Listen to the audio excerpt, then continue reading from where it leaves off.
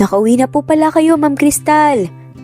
Bungad nga ng kasambahay pagkapasok ni Crystal sa bahay niya. Nagtataka naman si Crystal dahil puno ng pag-aalala ang mukha ng kasambahay. Anong nangyari kay Papa Manang? Hindi maiwasan nga ni Crystal na mangamba. Mabilis na umiling ang ulo ng kasambahay. Mukhang may problema po siya, ma'am. Puntahan niyo na lang po sa study room dahil kanina pa po kayo hinihintay eh. Tugon naman ang kasambahay. Kaya naman, mabilis na tumungo si Crystal sa study room. Kumatok muna siya sa pinto bago pumasok. Nadatnan ni Crystal ang kanyang ama na nakaupo sa pang-isahang sofa at may binabasang dokumento. Napaangat ang tingin nga ng ama ni Crystal na si George nang naramdaman nito ang presensya niya. Crystal, maupo ka muna rito. May importanteng pag-uusapan tayo. Niyaya nga siya nitong umupo sa kabilang sofa. Lumapit si Crystal sa kinaroroonan ng kanyang ama. Mahinihin siyang umupo sa sofa habang hindi inaalis ang tingin nito. Ano po yun, Papa? May problema po ba? Malumani na tanong nga ni Crystal. Napabuntong hininga ang kanyang ama na si George. Sumuntig ito sa backrest ng sofa. May malaki tayong problema. Papalubog na ang ating kumpanya, anak. Walang paligoy-ligoy nga at diretsahan na pahayag ng ama niya. Masyadong nabigla si Crystal sa sinabi ng ama. Ilang segundo siyang natahimik bago nagsalita ulit. Nabankrupt po? Paano yun nangyari? Hindi makapaniwalang tanong ni Crystal. Tila maayos naman ang kumpanya kahapon. Paano nabankrupt ito nang ganun kadali? Hindi naman po siguro maapektuhan ng pag-aaral ko, di ba? Dagdag na tanong nga ni Crystal na ikiniiling na nga lamang ng kanyang ama. Hindi ko hahayaan na palubugin ang kumpanya natin. Ilang taon ko na rin itong iniingatan. Hindi tayo maghihirap. Puno ng determinasyon ang boses ng kanyang ama at hinawakan ng kanyang kamay. Kaya nga gusto kitang makausap dahil may solusyon ako para makaahon ulit. Napakurap ang mga mata ni Crystal at sa hindi malamang dahilan kinakabahan siya. Anong solusyon, Papa? Kung makakatulong ako, gagawin ko. Napapikit si George at napabuntong hininga. Hindi ko nakakayanin na nakahabol pa para may isalba ang kumpanya natin, Crystal. Lahat ng shareholders sumatras na. Wala na tayong oras.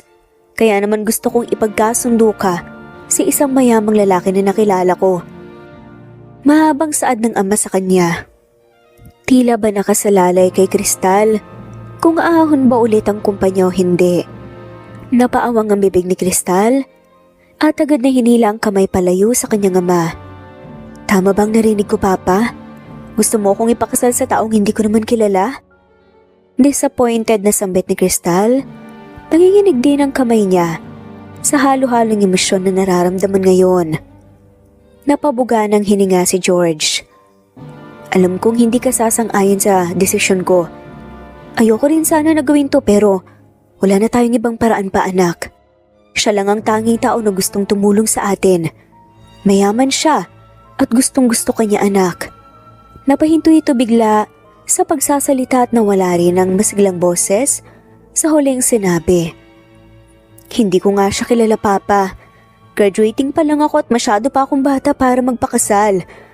Ganun na lang pa talaga kadali na ipamigay ako sa kung sino-sino? Napatayo si Crystal at hindi niya namalayan.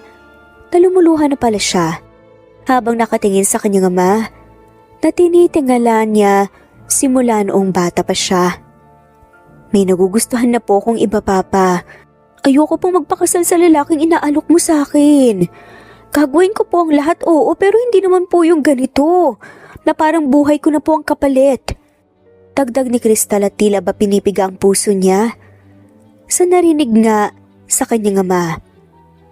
Mawawala rin ang pagkagusto mo sa lalaking sinasabi mo, anak. Kapag nakilala mo ang mapapangasawa mo, matutunan mo rin na mahalin siya. Napatayo rin ang ama ni Crystal mula sa pagkakaupo at hinawakan ng kanyang balikat. Anak, pag-isipan mong mabuti. Pakiusap, mawawala lahat ng pinaghirapan ko, ng pamilya natin. May tutuloy mo ang iyong pag-aaral pag ginawa mo to. Makapagtapos ka at magagawa mo rin ang lahat ng gusto mo kapag pinakasalan mo siya. Yung mga bagay na hindi ko maibigay sa'yo, kayang-kaya niya yon. Pangungumbinsi nga ng ama ni Crystal na para bang nag-aalok ng matamis na putahe. Puso't isipan ngayon ni Crystal ay parehong nasasaktan. Habang patuloy pa rin ang pagbuhos ng kanyang luha sa mga mata. Tila ba pasan ni Crystal ang lahat ng problema? Hindi siya makapaniwala na nakapagdesisyon kaagad. Ang kanyang ama, may pagkasundo siya sa lalaking hindi niya nakikita o nakikilala man lang. Hindi ka sanay na wala tayong pera, anak. Hindi ko na maibibigay ang mga gusto mo. Pero kapag siya ang pinakasalan mo, siguradong ibibigay niya sa iyo ang lahat ng gusto mo. Dagdag pa nga ni George kay Crystal. Tila ibig sabihin nito kay Crystal ay magiging mahirap sila kapag hindi siya pumayag. Natahimik nga si Crystal at nag-isip sa posibleng mangyari sa kanya. Kahit papaano naawa na nga rin siya sa kanyang ama dahil lahat ng gusto niya ay binibigay nito. Napatakip na nga lamang siya sa kanyang muka. Galit siya sa kanyang ama ngunit hindi rin niya kakayanin na maging mahirap sila. Lalo pat gusto pa nga niyang matupad ang mga pangarap niya.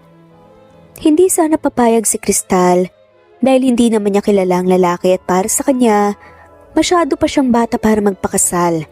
Kaagad sa taong hindi naman niya mahal. At saka may nagugustuhan din si Crystal na engineering student na si Sandro. Ngunit mapipilitan si Crystal na pumayag dahil ayaw nga niyang lumubog ang pinaghirapan nga ng kanyang ama. Hindi pa nakapagdesisyon si Crystal nang biglang inilahad nga ng kanyang ama ang papel nang hindi siya nagsalita at kumontra man lang. Ito ang marriage contract niyong dalawa. Pinaghandaan at inasikaso kaagad niya ito. Kaya naman pupunta siya rito maya-maya. Masiglang sambit ng ama ni Crystal. Para bang sigurado ang kanyang ama na papayag siya sa kasunduan na to. Nakatulalang tinanggap na nga lamang ni Crystal ang marriage certificate. Hindi niya maalis ang titig dito. Para bang pinagtaksilan siya ngayon ng kanyang ama. Paano na lang kung hindi siya pumayag?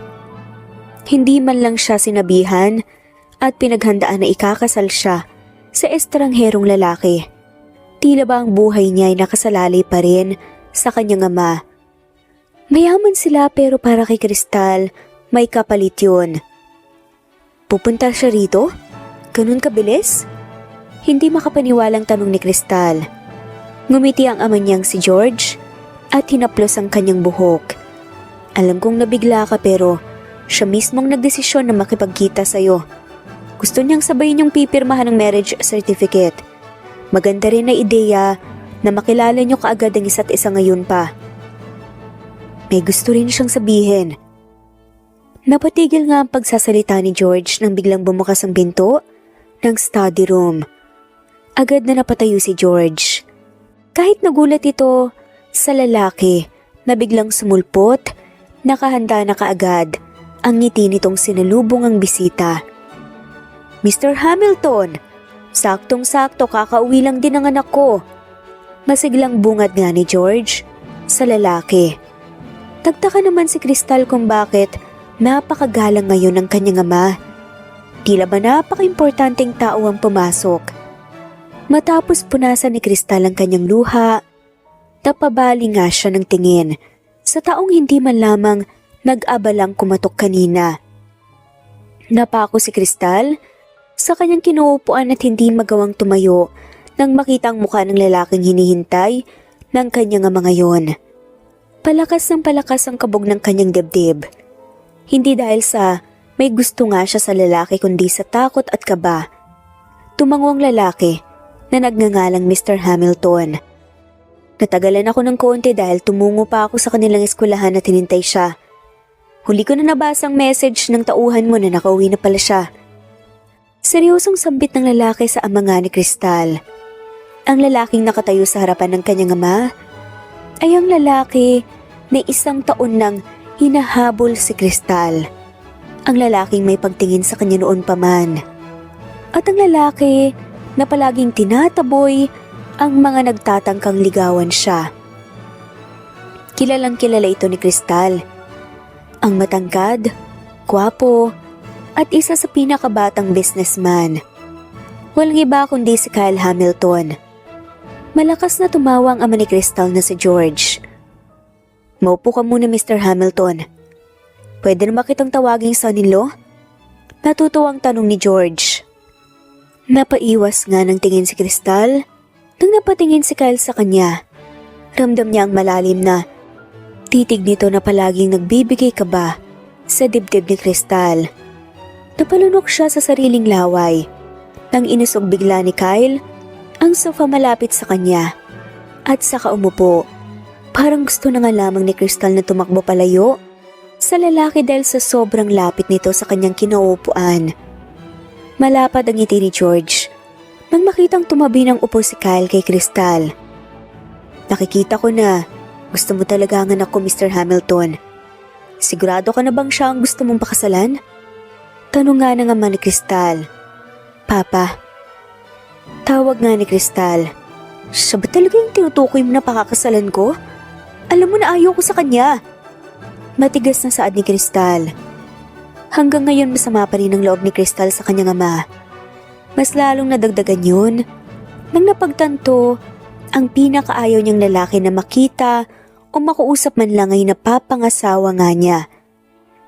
Alanganin na humalakhak si George at pasimple na pinanlakihan ng mga mata si Crystal para pigilan. "Pagpasensyahan mo na ang anak ko, Mr. Hamilton. Baka hindi mo matagalan ang anak ko dahil napaka-arte nito. Sigurado ka na ba?" Birong saad pa nga ni George. Napakunot naman ng noo si Kyle at tila ba naiirita nga sa sinabi nga ng ama ni Crystal. "Mahal ko ang anak niyo, kaya wala akong pakialam sa pagiging maarte niya. Kaya kong ibigay ang lahat ng gusto niya." Napatingin nga si Kyle kay Crystal. "Nagkasundo tayo na ikakasal siya sa akin kaya wala nang bawian, Mr. Villar. Gusto ko next week kang kasal namin." Napabaling tuloy bigla si Crystal kay Kyle. Sa pagkagulat dahil sa sinabi nga nito sa kanyang ama. Inaasahan na nga niya, nabaliw ito sa kanya. Nagagawin ng lalaki ang lahat para mapansin niya. Ngunit hindi inaasahan ni Crystal na talagang nahihibang na si Kyle para makuha at maangkin siya nito. Kahit ang ama ni Crystal ay nagulat din sa sinabi ni Kyle. "Ang bilis naman masyado, Mr. Hamilton. Mas magandang kilalanin niyo muna ang isa't isa bago magpakasal." Napatigil si George sa pagsasalita nang sumabat kaagad si Kyle. "Matagal ko na siyang kilala. At saludo ako. Ang buong pagkatao niya ay gustong gusto ko. Bakit ko pa patatagalin ang kasunduan na to kung aabot din naman sa kasalan, di ba?" Naiinip na sambit pa nga ni Kyle. Napapikit na nga lamang ng mata si Crystal at mas lalong nakaramdam ng kaba dahil determinado talagang lalaki na pakasalan siya kahit anong mangyari. Pakiramdam ni Crystal wala na nga siyang kawala rito. Kapag umatras siya, masasayang ang lahat ng sakripisyo ng kanyang ama. Mapapagalitan pa rin siya nito at ayaw niyang itakwil siya ng kanyang nag-iisang pamilya. "Iiwan ko muna kayo rito. Mag-usap kayo at pirmahan niyo ang marriage certificate."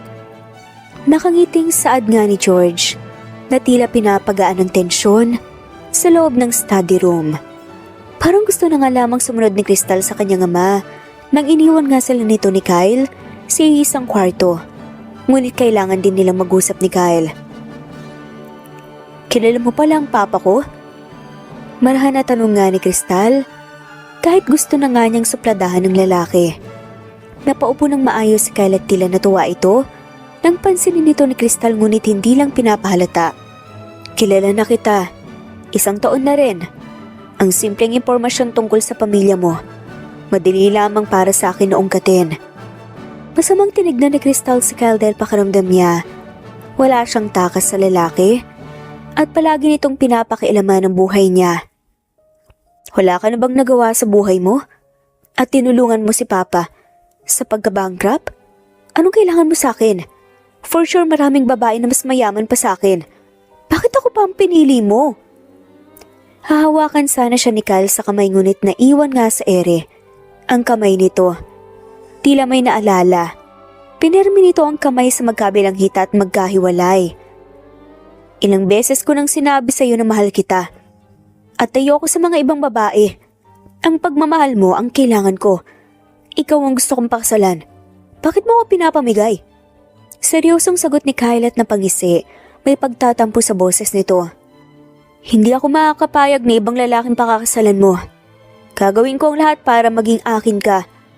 Wala na akong pakialam sa iba. Naiintindihan mo ba ang nararamdaman ko, Crystal? O ayaw mo lang intindihin dahil ayaw mo sa akin? Napalunok sa sariling laway si Crystal. Dahil sa mariing titig nga ni Kyle sa kanya. Para bang hinihigop nga ang kaluluwa niya sa mga titig nito. Aaminin ni Crystal, magwapong lalaki si Kyle. Matangkad, mayaman, at halos perfect na nga ito kung titignan. Kung ayaw niya talaga rito, hindi akalain ni Crystal na habulin pa rin siya ng lalaki kahit anong gawin niya. Kahit ipakita niya dito na may mga lalaki siya, kahit pagsabihan niya ito ng masasama, hindi pa rin tumigil si Kyle. Itinigil na nga rin ni Crystal sa paggamit ng mga lalaki para sa pangharang. Sa tuwing gusto nga siyang lapitan ni Kyle. Sa tuwing nagsiselos kasi ito, sinisira nito ang mga business ng pamilya ng mga lalaking naliligaw sa kanya. Alam mong hindi kita gusto. Ayoko nga sa'yo, di ba?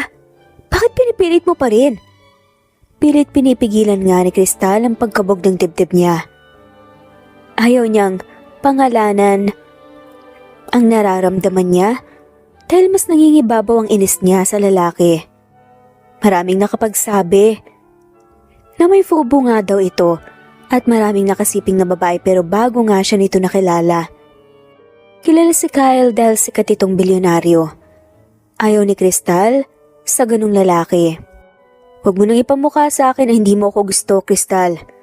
Dahil nasasaktan din ako. Seryosong sad naman ni Kyle. Subukan mong mahalin ako. Subukan mong kilalanin muna ako. At sisiguraduhin kong gaganda ang buhay mo sa piling ko. Kinuha bigla ni Kyle ang marriage certificate at binasa nga ito. Tinignan ni Crystal kung paano pirmahan nga ng lalaking kasunduan. Para bang naiwan pa ang kaluluwa ni Crystal sa sinabi ng lalaki. Inilahad ni Kyle sa kanyang marriage certificate. Walang ibang tutulong sa amo mo, kundi ako lang, Crystal. Ang gusto ko lang ay mahalin mo ko. Pakasalan mo ko. At bubuo tayo ng pamilya kasama ko. Wala na akong ibang kondisyon kundi yun lamang. Mahabang saad pa nga ni Kyle. Nanindig naman ang mga balahibo ni Crystal. At ang mga mata ay nakapako sa marriage certificate. At sa sandaling yun, doon magsisimula ang kwento nilang dalawa. Kinabukasan tila ba nagbagong lahat para kay Crystal. Hindi na gaya dati na may dahilan siya para iwasan si Kyle. Ngayon na magiging asawa niya ito sa susunod na linggo. Hindi na nga niya magawang pagtabuyan ito. Susubukan pa rin ni Crystal na maging maganda ang relasyon nila ni Kyle. Totoo bang nabankrupt ang kumpanya niyo, Crystal? Bulong nga ni Mira bigla sa kanya. Napatingin tuloy si Crystal sa paligid at kinabahan na baka may nakarinig. Nilapit niya ang bibig sa tenga ni Mira. Paano mo nalaman ang tungkol dito? Hindi pa kalat sa publiko ang tungkol dito. Takang tanong nga ni Crystal. Nalaman ko lang kay Daddy. Kilala niya ang papa mo. Kung ganun totoo talaga na nabankrupt kayo? Hindi makapaniwalang tanong ulit ni Mira. Pinaglapat nga ni Crystal ang isang daliri sa bibig. Shh, baka may makarinig sa'yo. Hindi na tuloy sa pagkakabankrupt ang kumpanya namin. Inayos na to kahapon ni Papa. Kaya huwag kang mag-alala. Hindi lulubog ang kumpanya namin. Hindi yun nahayaan ni Papa. Tila ba nakahinga naman ang maluwag si Mira nang malaman nga yun sa kanya. Buti na lang at mukhang nagmadiskarte ang Papa mo. Hindi talaga ako maniniwala na ganoon lamang kabilis na mababankrupt ang kumpanya niyo. Napangiti na nga lamang si Crystal at nagpapasalamat na may kaibigan nga siyang mapagkakatiwalaan. Naalala tuloy ni Crystal ang isa pa nilang kaibigan na si Penny na bigla siyang niloko.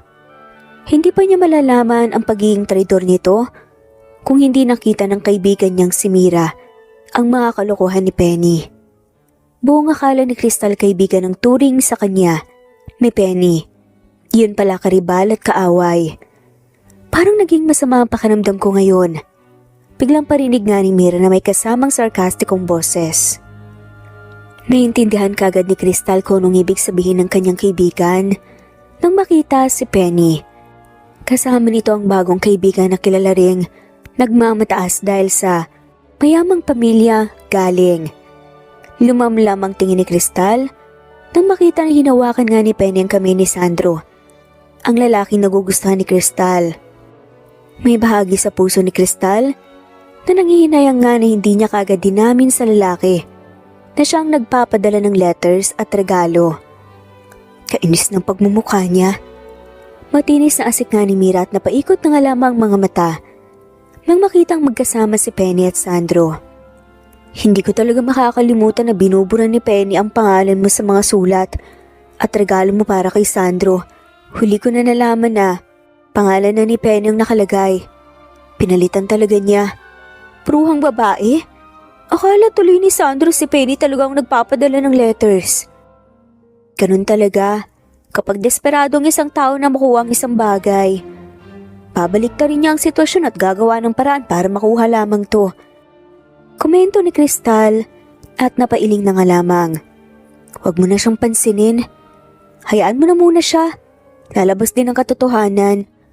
Wala namang sikretong hindi nabubunyag eh. Dagdag pa nga niya. Kainis lang.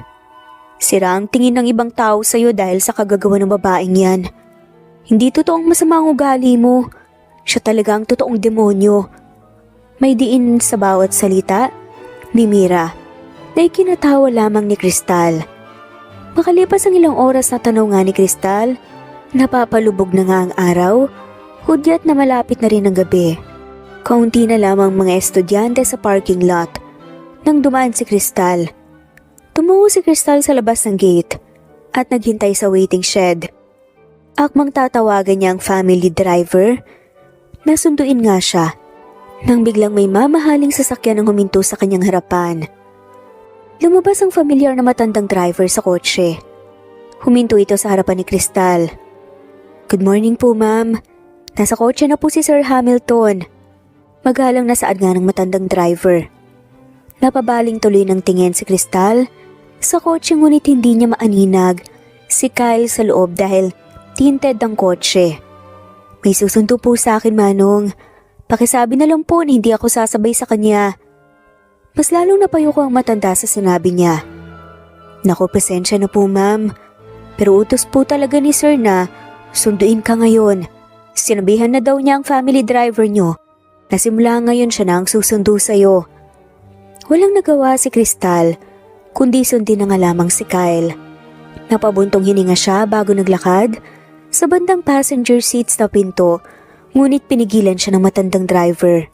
Utos po ni sir na umupo po kayo sa backseat ma'am. Nandun po siya. Alanganin na saad pa nga ng driver at napakamot na nga lamang sa ulo. Iritadong napasuklay nga sa Crystal sa kanyang buhok gamit ang mga daliri niya. Bago padabog nga na binuksan ang pinto banda ng backseat ng kotse. Masamang tinignan muna ni Crystal si Kyle na malapad ang ngiti ngayon bago umupo sa tabi nito. May kaunting space na namamagitan sa kanila pero tila pakiramdam ni Crystal ay sobrang lapit ni Kyle sa kanya. Pumasok na rin ang matanda sa driver's seat bago pinandar ang kotse. Sa susunod, wag mo na akong sunduin, okay? May family driver kami. Pinag-cruise ka ni Crystal ang mga braso sa dibdib habang iritadong nakatingin sa labas. Nakalimutan mo na yata na fiancé mo ako ngayon. Titira ka na sa bahay ko simula next week pagkatapos ng kasal natin.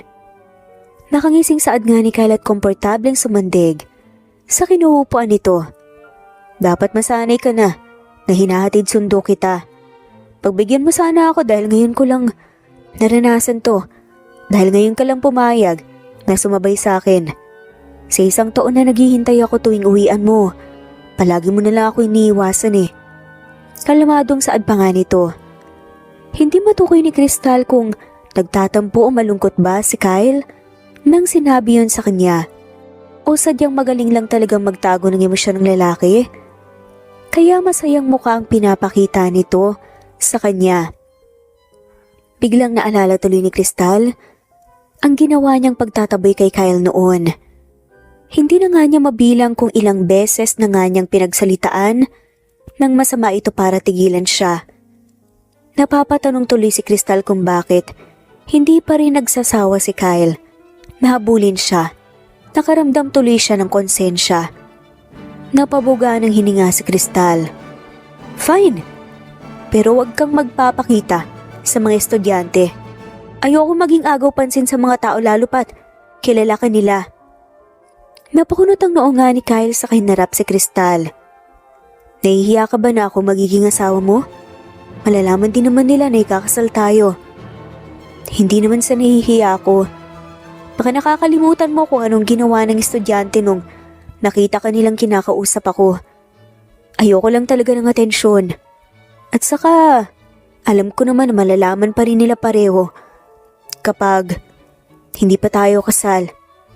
Kailangan na umakto muna tayo ng normal. Ilang saglit ay napatango si Kyle. Sige, palalampasin ko muna to. Hindi ka naman siguro nakikipagkita sa mga lalaki mo, diba? Simula ngayon, ayoko nakikitang may ine-entertain kang lalaki. Alam mo na ang mangyayari kapag nilapitan ka pa nila. May banta pa nga sa boses nito na ikinasalubong na nga lamang ng kilay ni Crystal. Sinusunod ko naman ang kondisyon natin ah. Ikakasal na ako sa'yo. Kaya ano pang pinagseselosan mo? Ha?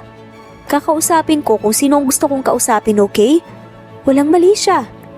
Matari na sambit ni Crystal at inikutan nga ng mga mata si Kyle. Ayoko na magselos, Crystal. Baka ano pang magawa ko sa lalaki mo? May nagugustuhan ka ba sa kanila? Mas lalong naging malalim ang boses ni Kyle nang sabihin yun sa kabahagyang umusog sa tabi nga ni Crystal. Nanlaki naman ang mata ni Crystal dahil sa sobrang lapit nga ni Kyle sa kanya. Lalo na ang mukha nito na tila sinusuri siya. Wala akong nagugustuhan. Ano ba? Lumayo ko nga ng kaunti. Lumapit ang kamay ni Crystal sa dibdib ni Kyle para sana itulak ito. Ngunit mabilis na hinawakan nito ang kanyang palapulsuhan. Ilang beses na ako nagtitiis, Crystal. Gusto kong makasama ka kahit ilang minuto sa isang araw. Gusto kong maging malapit sa'yo at magawa mong tugunan ang pagmamahal ko sa'yo. Tapos nilalayuan mo pa ako ngayon? Seryoso at baritonong saad nga ni Kyle. Ang mga mata nito ay bumaba sa mga labi ni Crystal. Gusto kong magalit sa'yo, pero hindi ko magawa dahil kapag nakikita ko ang iyong mga mata na nakitingin sa akin, nagagawa mong palambutin ang puso ko. Napahugot na nga lamang ng hininga si Crystal nang lumapit palalong mukha ni Kyle sa kanya. Hindi niya magawang itulak ito gaya ng ginagawa niya noon. Ngunit tila hindi na nga sinusunod ng kanyang katawan ang iniisip niya. Buong akala ni Crystal ay hahalikan nga siya nito, ngunit idinantay lang pala ni Kyle ang noo sa kanyang balikat. Inilagay mismo ni Kyle ang kanyang palad sa matigas na balikat nito. Tumagalid ang mukha nito para makita ang mukha niya. Alam mo ba na gusto kong mahalikan ka? Biglang tanong nga ni Kyle. Tulalang nakatingin nga si Crystal sa mukha ni Kyle. Ha? Bakit mo naman ako hahalikan? Napabali nga ng tingin niya sa driver na patay mali siyang ginagawa ngayon ni Kyle. Tumayo ka muna. Nakakaya sa driver mo at baka narinig niyang pinagsasabi mo. Pakiramdam tuloy ni Crystal ay namumula ang mukha niya. Hindi pa rin siya sanay sa mga confession ni Kyle at lalo pa magkalapit ang kanilang katawan ngayon. Hindi inalis ni Kyle ang titig nga sa kanya nang lumayo ang mukha nito. Akala ni Crystal ay makakahinga siya. Ngunit gano'n na nga lamang ang pagtataka niya nang may pinindot nga si Kyle at nakababa ngayon ang nagsisilbing harang sa pagitan ng driver at sa backseat. Anong ginagawa mo? Baka anong isipin ni Manong sa atin dahil sa ginawa mo? Tarantang saad nga ni Crystal at nakaramdam ng kabog sa dibdib nang makitang medyo madilim sa pwesto nila ngayon. Ang nakangising mukha ni Kyle Ang naaninag nga ni Crystal bago naging dim lights ang paligid. Alam naman yung magiging asawa na kita. Matanda na siya kaya para sa kanya. Normal lang ito sa magkasintahan. Napakunot ang noo ni Crystal. Anong magkasintahan? Hindi pa nga kita sinasagot eh. Lumapit nga ulit ang mukha ni Kyle sa kanya at sinuri nga ang kanyang itsura. Sa sitwasyon natin ngayon, hindi pa rin tayo magkasintahan? Simula nung pinirmahan mo ang marriage certificate natin, ay magkasintahan na tayo. Walang couple na ikakasal na tapos hindi pa rin magkasintahan, Crystal. Naisip tuloy ni Crystal na tama naman si Kyle.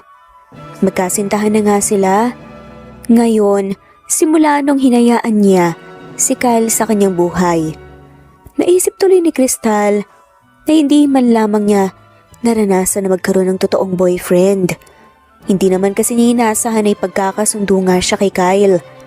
Diretso tuloy sa pag-aasawa si Crystal. Sige na, ikaw nang panalo, happy? Kaya lumayo ka na. Itutulak sana ni Crystal ang mukha ni Kyle nang hinawakan nga siya ulit nito. Naisip ko bigla hindi pa kita nahahalikan. Napangisi bigla si Kyle at tinilapit nito ang mukha sa kanya. Kailangan maging komportable ka na sa akin. Malapit ang kasal natin kaya dapat alam mo kung paano ako halikan. Pilyong saad nga ng lalaki. Kaya naman lalaki ang mga mata ni Crystal nang hinawakan ni Kyle ang kanyang pisngi. Pinaglapat nito ang hintuturo sa kanyang ibabang labi. Umawang tuloy ang mga labi niya sa ginawa nito. Ha? Kailangan pa ba talaga yun? Pwedeng sa kasal na lang tayo maghalikan. Wala akong takas.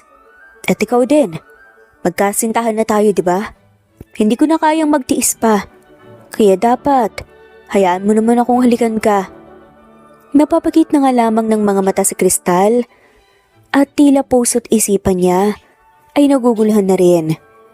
Kahit gusto niyang itulak si Kyle, hindi niya magawa. Hindi niya mapigilan na may parte sa kanya na gusto ring maranasan ng halik. Isang halik lang muna. Mahinang saad ni Crystal at ramdam na ramdam nga ang pagkainit ng kanyang muka. Tumango si Kyle at ginitian nga siya ng marahan. Oo, isang halik lang. Naniga si Crystal sa kanyang kinauupuan nang lumapit ang mukha ni Kyle sa kanya. Hindi mahawat ang pagkabog ng dibdib niya nang lumapat ang mga labi nito sa kanyang mga labi. Namumungay ang mga mata ni Crystal nang gumalaw na nga ang mga labi ni Kyle para halikan siya. Hanggang sa napapikit nga si Crystal at napahawak sa balikat ni Kyle nang mas pinalalim pa nga nito ang kanilang halikan. Hindi alam ni Crystal kung ilang minuto nga silang naghahalikan. Tila ba hindi sapat ang isang tikim sa mga labi? Akala ko ba isang halik lang? Utal na tanong pa nga ni Crystal nang sandaling humiwalay nga ang mga labi nila para kumuha ng hininga. Namumungay ang mga mata ni Kyle habang pasalit-salit ang tingin sa kanyang mga mata. Nagbago ang isip ko. Gusto ko pa. Paus na tugon nga ni Kyle at kinulit ang mga labi niya. Nawala tuloy sa isipan nga ni Crystal na hindi niya gusto ang lalaki dahil sa pinibigay nga nitong halik sa kanya.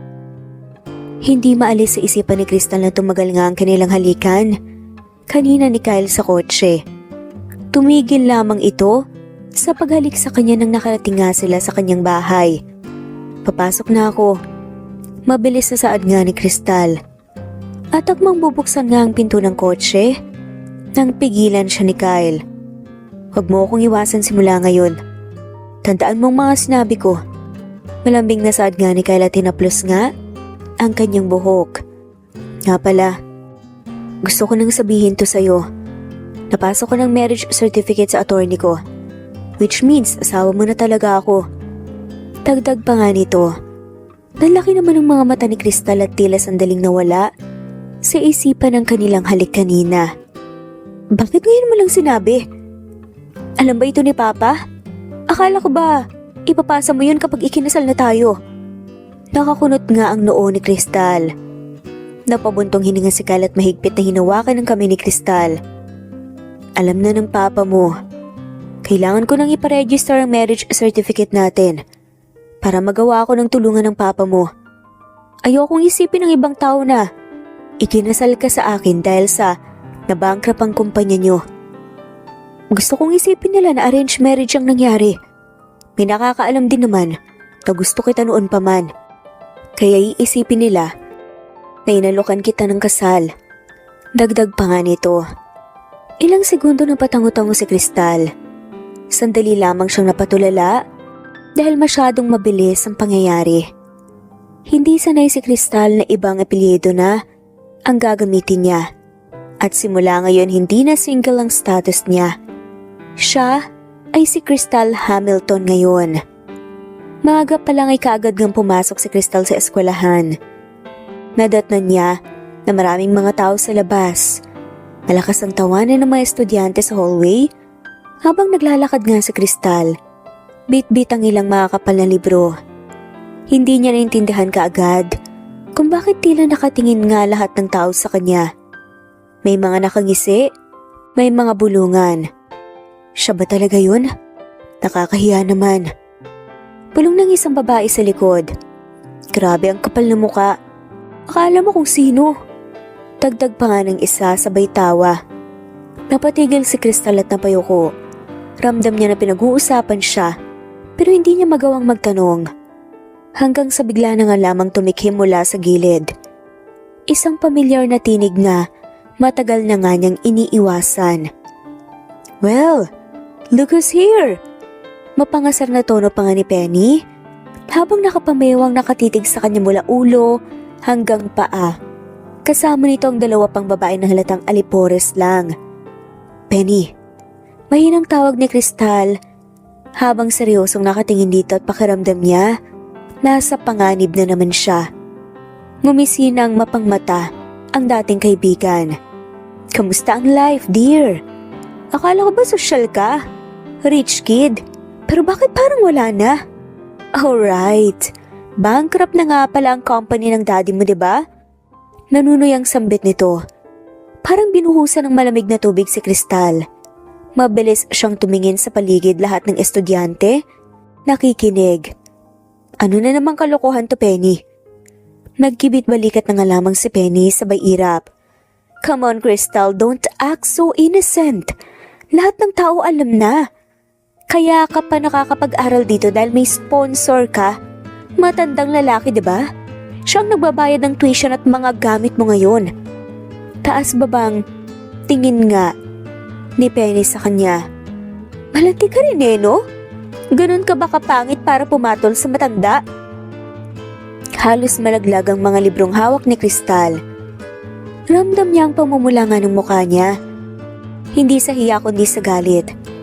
Bawiin mo ang sinabi mo. Wala kang alam kaya pwede bang tumahimik ka na? Naninira ka pa? Mas lalong lumakas ang bulungan ng mga tao. Nagkatawanan ng mga tao sa paligid. Aray ko, grabe naman. Sugar daddy pala? Biro nga ng isa pa. Ew! Ang bata niya tapos matanda. Dagdag ng isa pa. Parang gusto nang maiyak ni Crystal kahit anong sabihin niya hindi naniniwalang mga tao sa kanya. Tama nga si Crystal. Gagawa at gagawa ng paraan si Penny para sirain siya. Sigurado si Crystal na may nakakita nga sa kanya kahapon nang inalalayan siya ng driver ni Kyle. Napangit-ngit na nga lamang ang ngipin ni Crystal at mas pinili niyang umalis roon pero sinundan siya ni Penny at sinadya pang lakasan ng boses. Alam mo, Crystal, kaya ka rin iniwan ng mga kaibigan mo kasi plastic ka. Ang galing mo magpanggap pero kita mo ngayon lumabas din ang totoo. Ang landi mo pa kay Sandro. Kaya naman siguro. Napatigil at biglang napalingon si Crystal rito. Penny, tama na. Mahina pero mariin ang tono nga niya. Nanginginig nga ang kamay niya habang mahigpit ang kapit sa libro. Ngumisi lang ito at tumawa ng malakas. Oh, bakit natamaan ba kita? Don't tell me gusto mo pa rin si Sandro. May sugar daddy ka naman, diba? Huwag mong angkinin ng mga lalaki. Doon ka nababagi sa matanda mo. May diin sa bawat salita nito at rinig nga yun ng mga tao. Parang nahihilo si Crystal sa dami ng taong pumapalibot sa kanya. Dagdagan pa na may panghuhusga sa mga mata ng tao. Halos maiyak si Crystal pero bago pa nga siya makapagsalita, biglang naging tahimik ang buong hallway. Parang lahat ay biglang natigil at napatingin nga sa iisang direksyon. Nagulat si Crystal nang makita nga si Kyle nakatayo sa dulo ng koridor. Naka-black suit ito, matikas malamig nga ang tingin at halatang hindi natuwa sa narinig. May hawak itong paper bag na kulay pink, halatang babae ang nagmamay-ari. Mr. Hamilton? Bulong ng isa sa mga estudyante. Billionaire siya, di ba? Nag-invest din siya sa eskwelahan natin. May isa pang nanlalaking mata. Dahan-dahang lumapit nga si Kyle at bawat takbang nito ay parang dumadagundong nga sa hallway. Walang umimik, walang naglakas loob magsalita, pati si Penny biglang natigilan. Alam nito na isa sa young billionaires ang lalaking naglalakad ngayon na puno nga ng otoridad ang tindig. Paglapit nga ni Kyle kay Crystal, marahan itong kinuha ang mga librong hawak niya. Ang mas ikinagulat pa ni Crystal sa ginawa ni Kyle ay ang paghalik nga nito sa noo niya. Napasinghap tuloy ang mga estudyante sa paligid. Bakit hindi mo sinabi sa akin na may ganito palang nangyayari? Mahina ngunit mariing tanong nito. Napayoko si Crystal, halos hindi makatingin. Ayoko na kasing pakalpalakihin pa. Humigpit nga ang panga ni Kyle. Tumingin ito sa paligid sa kamatalim na tumitig kay Penny. Ikaw bang nagsimula nito? Nanlamig nga si Penny pero pinilit pang ngumiti kahit hindi maintindihan ang itsura. Sir, nagbibiro lang po kami. Kaibigan ko po kasi si Crystal. Pero naputol ang salita nito. Kaibigan? Malamig ulit na saad ni Kyle. Ganyan ka ba? Tumnarato ng isang kaibigan? Lalaitin mo sa harap ng lahat. Sisirain ang pangalan niya at gagawa ng kasinungalingan? Sinuri nga ni Kyle ang paligid at halos lahat na kayukon na para bang doon sumagi sa isipan nila na malaking taong nabangga nga at nilait nila. Bago kayo humusga at maniwala sa sinasabi ng mga taong nangingialam sa buhay ng iba, alamin niyo muna ang punot dulo. Walang nakasagot. Bumali nga si Kyle kay Crystal at marahang hinawakan ng balikat niya. From now on, wag nang tiisin ang mga ganito. Asawa mo na ako ngayon. Hindi ako makakapayag na ginaganito ka lang. Ramdam ni Crystal ang mabilis na pagtibok ng puso niya. Hindi niya alam kung matutuwa ba siya o lalo pang mahihiya ng dahil sa atensyon na binibigay nga sa kanila. Ilang minuto pa lang ang nakalipas, pinatawag na nga ng guidance si Penny. Nandoon din si Crystal at Kyle, pati na nga rin ang dean ng university. Miss Penny, Maria sabi ng dean, nakarating sa akin ang reklamo laban sa'yo. Hindi ito ang unang beses na may narinig akong issue tungkol sa panglalait mo sa kapwa estudyante. Napasinghap si Penny. Ma'am, hindi po totoo yun. Nagbibiro lang po ako. Biro ba ang tawagin ang kapwa estudyante mo na tinutustusan ng matandang lalaki? Biro bang ipahiya siya sa harapan ng maraming tao? Matalim na putol nga ng dean. Hindi biro ang paninira ng reputasyon ng iba, lalo na kung wala kang sapat na ebidensya. Dagdag pa nga nito, napayoko si Penny at hindi makasagot. In this case, kailangan kang masuspend for 2 weeks bilang disciplinary action at gusto kong humingi ka ng public apology kay Mrs. Villar Hamilton sa harap ng klase niyo. Nanlaking mga mata ni Penny. Suspension po? Halos hindi ito makapaniwala at mariing nilingon nga nito si Crystal. Wala na tayong pag-uusapan pa. Sundin mo ang parusa na nararapat sa'yo kung ayaw mong maapektuhan ng reputasyon mo. Mariing saad nga ni Dean. Tahimik lang si Crystal pero ramdam nga niyang ginhawa. Sa unang pagkakataon nakitang bumagsak ang yabang ni Penny. Kahit pinapatay na nga siya nito, sa titig pa lang ay wala itong nagawa, lalo pat nasa tabi niya si Kyle. Lumapit si Penny sa kanya at bahagyang yumuko. Pasensya na, at nagawa ko yun. Nagangat ito ng tingin kay Kyle, dumapong tingin ito. Sir, pakiusap po sana, hindi po sana makarating to sa mga magulang ko. Malamig na tinignan nga ito ni Kyle, na para bang wala itong puso. Sa maling tao ko humingi ng tawad. Ang asawa kong pinahiya mo kaya, sa kanya ko humingi ng tawad. Kung ako magdedesisyon, baka ano pang magawa ko sa'yo at sa pamilya mo. Para bang iiyak na nga ang mukha ni Penny nang tignan nga lang ito ni Crystal. Nagulat naman siya sa sinabi ni Kyle at wala rin siyang balak na patawarin si Penny. Hindi tumugon si Crystal at tumiwas ang tingin. Umalis na nga rin siya sa loob ng kwarto at mas maiging wala nga siyang sasabihin kesa naman magsalita siya ng masama. Paglabas nila ng office, marahan siyang inalalayan ni Kyle na nakasunod pala sa kanya. Okay ka lang? Bulong nga nito. Tumango si Crystal at mahina ang ngiti. Salamat Kyle. At sa sandaling yun ramdam niya na kahit gaano pa kahirap ang sitwasyon niya, may isang taong handang ipagtanggol siya kahit buong mundo pa ang kalaban niya. Ang mapanghusgang tingin nga ng mga estudyante napalitan ng takot at hindi rin maiwasan na mamangha ng malaman na isang bilyonaryo ang napangasawa ni Crystal. Nalulungkot lamang si Crystal sa pinapakita ng mga tao, tila ba nag-iibang anyo ito ngayon. Nung nakaraan lang iba ang tingin sa kanya ng tao, paano na lang kung hindi niya asawa si Kyle at tuluyang na bankrupt ang kumpanya ng papa niya? Itatrato pa rin ba siya ng tama? Kahit ba mahirap na siya, ay ganun pa rin ang pakikitungo ng tao sa kanya. Napaka-imposible iyon para kay Crystal. 2 araw na ang nakalipas at hanggang ngayon, iniinda pa rin ni Penny ang parusa nito na pinataw ng dean. Hindi man naulit ang iskandalo na yon, binibigyan naman siya ni Penny ng masasamang tingin. Crystal, may naghahanap sa'yo sa labas. Sambit ng kaibigan ni Crystal na si Mira mula sa labas ng room. Tapos nangayusin nga ni Crystal ang kanyang bag at isinabit nga ito sa balikat. Sino daw? Tanong pa nga niya. Sa kanyang paglapit papunta nga sa pinto ay ang pagkatigil naman ni Crystal nang makita kung sinong nakaabang sa labas ng room nila. Kinikilig nga na sinundot ni Mira ang bewang ni Crystal. Ang crush mo hinahanap ka, pero may asawa ka na kaya bawal na mag-crush siya. Kinindatan pa nga siya nito. Hindi na nga niya nasaway si Mira nang kumaripas nga ito ng takbo at sumigaw nga na uuwi na ito. Napakamot na nga lamang si Crystal at muntikan na ngang nakalimutan na nasa harapan niya ang lalaking nagugustuhan niya. Nakangat ang tingin ni Crystal sa lalaki dahil sa sobrang taas nito. Anong kailangan mo sa akin, Sandro? Hindi maalis ang tingin ni Sandro sa kanya. Gumalaw ang lalamunan nito sa kaba. Kilala mo nga ako. May halong lungkot nga at saya ang boses nito. Sinabi sa akin ng kaibigan mo tungkol sa mga sulat at regalo na natatanggap ko. Gusto ko lang makisigurado sana. Ikaw ba talagang nagpapadala ng letters at regalo sa akin? Hindi ito inaasahan ni Crystal. Buong akala niya mababaw na nga sa limot ang tungkol sa pagpapalitan nga ng letters nila ni Sandro. Wala na rin sana siyang balak na umamin dito dahil nakikita niyang may gusto nga si Sandro kay Penny.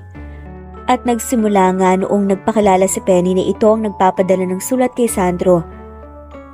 Ako nga. Marahang pag-amin na nga lamang ni Crystal. Napatango ng ilang beses Sandro habang hindi nga makatingin kay Crystal. Tila ba ang kulang nga sa puzzle ay biglang nabuo. Bakit hindi mo sinabi sa akin? Bakit hinayaan mo na ako inipin yung mga sulat mo sa akin? Alam mo bang nararamdaman ko ngayon? Parahang tanong nga ni Sandro at napatingin nga kay Crystal.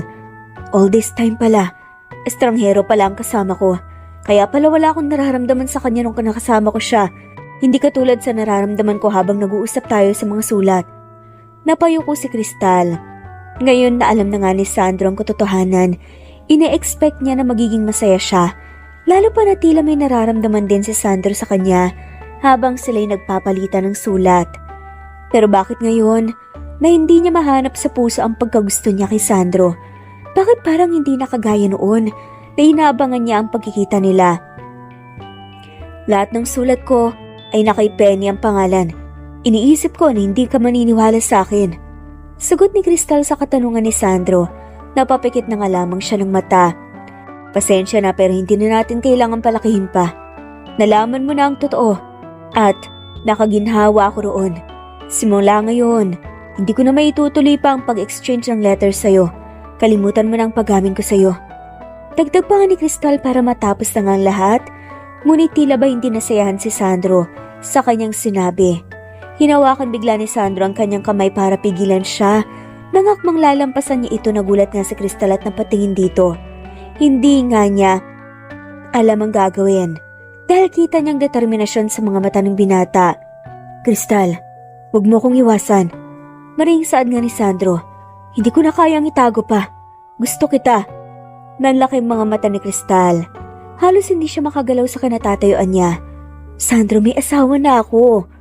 Pilit niyang hinila ang kamay pero mas lalo pa itong humigpit. Alam ko. Singhal ni Sandro.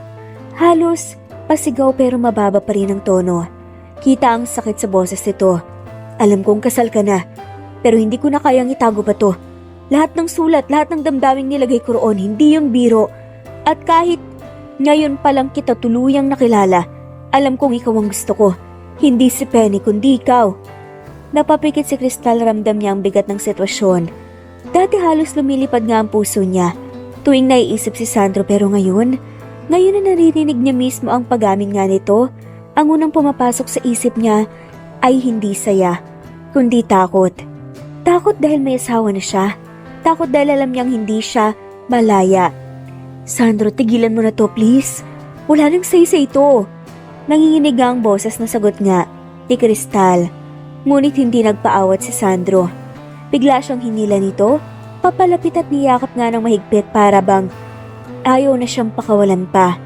Nagpumiglas naman si Kristal. Sandro, bitawan mo ko! At bago pa nga siya tuluyang makawala, isang malakas na suntok ngang dumapo sa mukha ni Sandro. Napatigil ang mga estudyanteng napapadaan at halos sabay-sabay silang napasigaw. Galit nga ang mga mata ni Kyle na nakatingin kay Sandro.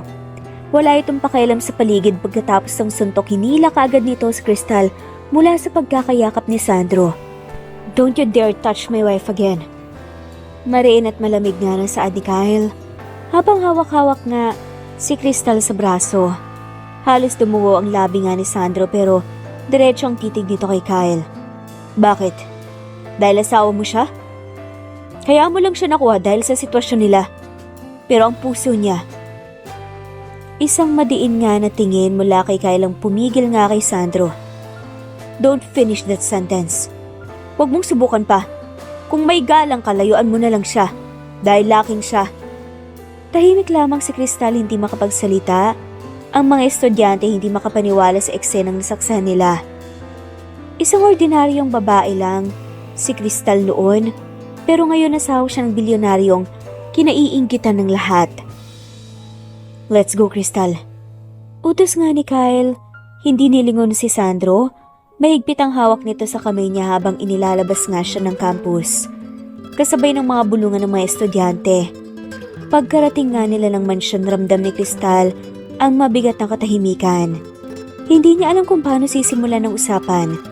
Si Kyle naman halatang pinipigilan ng emosyon pero malinaw ang selos at galit sa mga mata nito. Bakit hindi mo sinabi sa akin? Basag pa nga ni Kyle sa katahimikan. Bakit mo tinatago na may isang lalaking ganyan ang ginagawa sa'yo? May gusto ka ba sa lalaking yun? Dagdag pa nga nito habang nasasaktan. Natinignan nga si Kristal kahit puno ng galit at selos ito kay Sandro. Wala akong ginagawang mali. Siya ang lumapit. Siya ang umamin. Hindi ko yun ginusto. Halos pasigaw nga na saad ni Kristal. Pero hinayaan mong lapitan ka. Hinayaan mong hawakan ka. Balik nga ni Kyle. Humigpit ang panga. Napasapok na nga lamang sa ulo nga si Kristal sa sobrang inis. Ano gusto mong gawin ko? Sigawan siya sa harap ng lahat? Mas lalo lang kaming mapapahiya. Saglit na natahimik si Kyle. Humigop ito ng malalim na hininga pero halata ang pag-igting ng panga nito. Hindi mo alam kung gaano ako nagngingit-ngit kanina, Kristal. Asawa kita. At kahit minsan hindi ko kayang isipin na may ibang lalaking magtangkang angkinin ka. Kyle, walang nagmamay-ari sa akin. Kahit ikaw. Hindi mo ako pag-aari. Mahina ngunit matatag nga ang boses ni Kristal. Nanlaki naman ang mga mata ni Kyle. Halatang tinamaan niya sa sinabi niya. Saglit itong natahimik bago unti-unting lumapit kay Kristal. Kung hindi kita pag-aari, ikaw lang ang akin. At gagawin ko ang lahat para ipaalala sa iyo yun. Bulong ni Kyle, nakatitig nga sa mga mata niya. Ikaw lang ang akin. At gagawin ko ang lahat para ipaalala sa iyo yun. Bago pa makaiwas si Kristal, hinila nga siya nito palapit. Mainit at mariin nga ang halik na binigay nga ni Kyle sa kanya at puno ng selos at pagangkin. Pilit siyang kumakawala pero bawat segundo unti-unting bumibigay ang katawan nito. Kyle, mahina nga niyang ungol habang hinawakan ng dibdib nito para itulak, pero mas lalo siyang hinapit ng lalaki. Sabihin mo sa akin, Crystal, siya ba ang gusto mo ako? Bulungan ni Kyle habang umalik nga sa gilid ng labi niya, pababa sa leeg. Napapikit si Crystal, hindi na alam kung paano tatakas sa sitwasyon. Hindi nga niya masagot, ramdam niya ang init ng halik at yakap ni Kyle. At ang puso niyang unti-unting kumakampi rito. Patuloy pa rin siyang hinahalikan ni Kyle bago siya pinahiga sa kama. Hanggang sa bumaba nga ang mga halik nito sa kanyang leeg at unti-unting kinakalas ang damit niya. Kyle, mahinang tawag muli ni Crystal nang makitang nagsimula na nga ring hubarin ni Kyle ang damit nito habang ito'y nakalod sa pagitan ng kanyang hita. Pumaibabaw sa kanya si Kyle at nagsimula na nga ito sa paghaplos ng kanyang katawan. Ako ang gusto mo, Crystal. Sabihin mong mahal mo ko. Baritonong boses pa nga na saad niya. Hindi nakapagsalita si Crystal at napuno ng ungol ang silid nila. Biglang napasingap si Crystal dahil tila pinasukan siya ng train sa pagitan ng kanyang hita. Please, dahan lang, masakit. Napaluha nga si Crystal sa sobrang sakit habang mahigpit nga na nakakapit sa katawan ni Kyle. Hinalikan siya ni Kyle sa buong mukha at tumagal nga sa labi. Tumugo naman si Crystal hanggang sa nasanay ang katawan niya sa malamyos na paggalaw ni Kyle sa perlas niya. Shh, dadahan-dahanin ko na. Masasanay ka rin. Hinihingal nga na saad ni Kyle habang unti-unting bumibilis ang galaw nito. Ngunit ramdam ni Crystal na may pag-iingat nga ito sa kanya. Hanggang sa hindi na malayan, ni Crystal na panay nga ungol niya sa pangalan ni Kyle.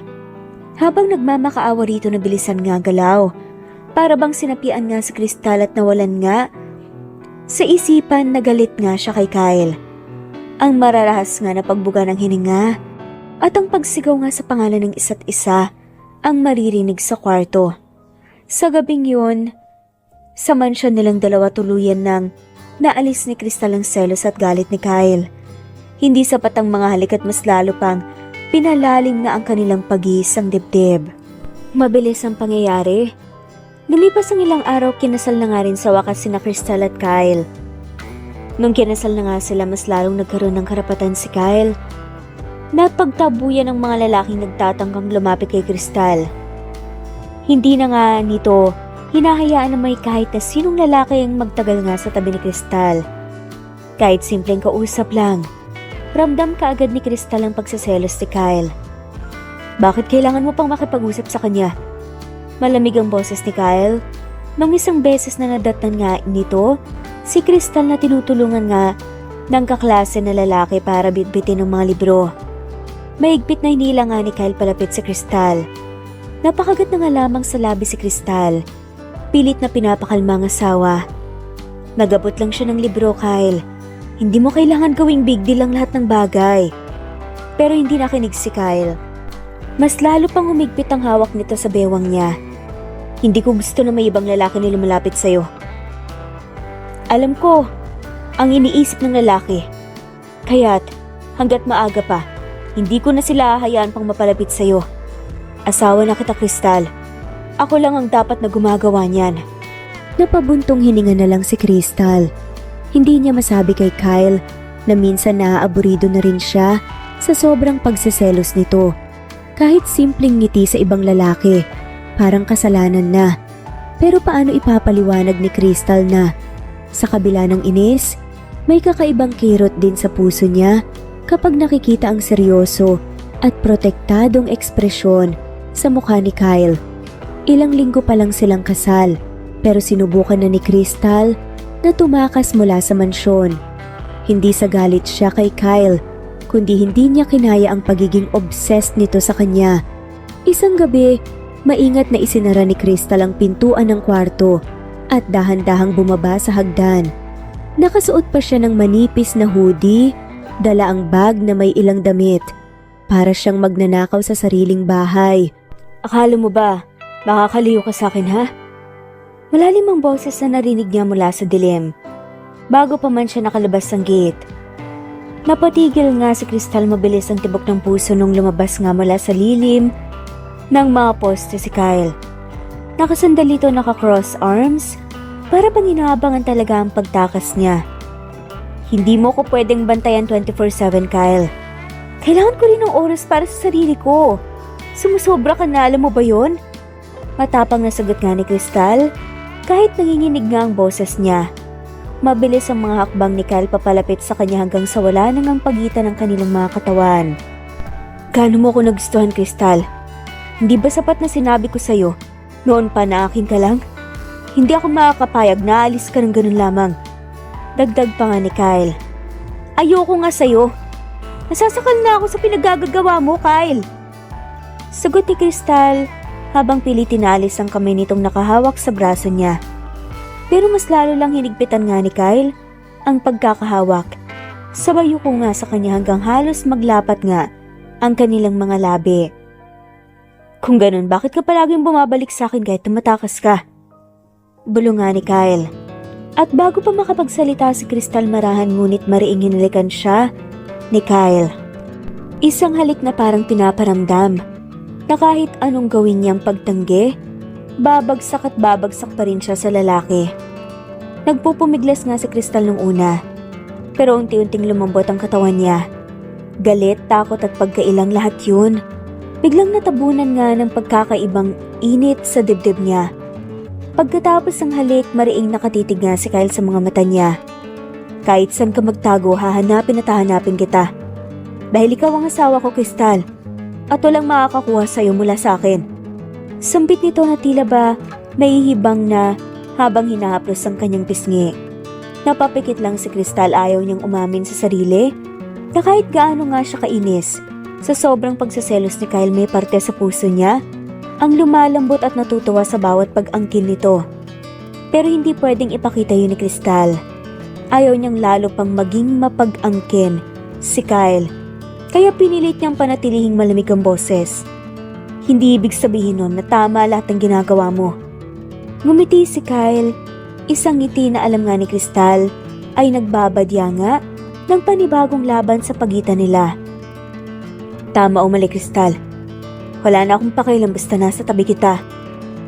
At sa puntong iyon, wala nang kawala si Crystal. Kahit anong tanggi, kahit anong pagtakas, lagit-lagi pa rin siyang nahahanap ni Kyle. Paglipas ng araw, malapit na rin ang graduation ni Crystal. Naging busy man sila ni Kyle sa kani-kanilang mga gawain. Palagi naman siyang inaasikaso ni Kyle, bagay na ikinagulo ng puso't isipan ni Crystal. Hanggang sa hindi inaasahan ni Crystal na darating ang mga magulang ni Kyle sa mansyon. Kasalukuyang bumababa ng hagdan ang ina ni Kyle. Isang babaeng elegante ang postura, seryoso ang mukha at matalim ang mga mata. Ang ama naman ni Kyle ay nakaupo lamang sa isang sofa, tahimik na nagmamasid. Huwag mong sabihin na totoong pinakasalan mong babaeng yan. Alam mo ba kung gaano ako nagulat sa nabalitaan ko, Kyle? Hindi mo man lang kami sinabihan tungkol dito. Malamig na tanong nga ng ina ni Kyle nung makita silang magkahawak ng kamay. Napalunok si Crystal. Ramdam nga ang panlalamig ng palad. Gusto sana niyang bitiwan nga si Kyle pero mas hinigpitan nito ang hawak. Para bang sinasadyang ipakita sa lahat na hindi nito balak pakawalan siya. Asawa ko na si Crystal, Mom. At wala ka nang magagawa pa doon. Diretso at walang pag-aalinlangan na sagot ni Kyle. Alam kong pipigilan mo ko. Pero malaki na ako kaya may karapatan akong gawin ang gusto ko. Mahal ko siya, Mom. Nanlaki ang mga mata ng ina nito at halos mapitawan nga ang hawak sa baso. Kyle, alam mo bang pinagsasabi mo ngayon? Alam mo ba kung sino ang pinakasalan mo? Malaking issue to na pinakasalan mo ang babae na halos nalubog na sa utang ang kumpanya ng papa niya. At ngayon siya ang pinili mong mapangasawa? Marahas at may diin nga ang boses na saad ng ginang. Parang binuhusan naman ng malamig na tubig si Crystal.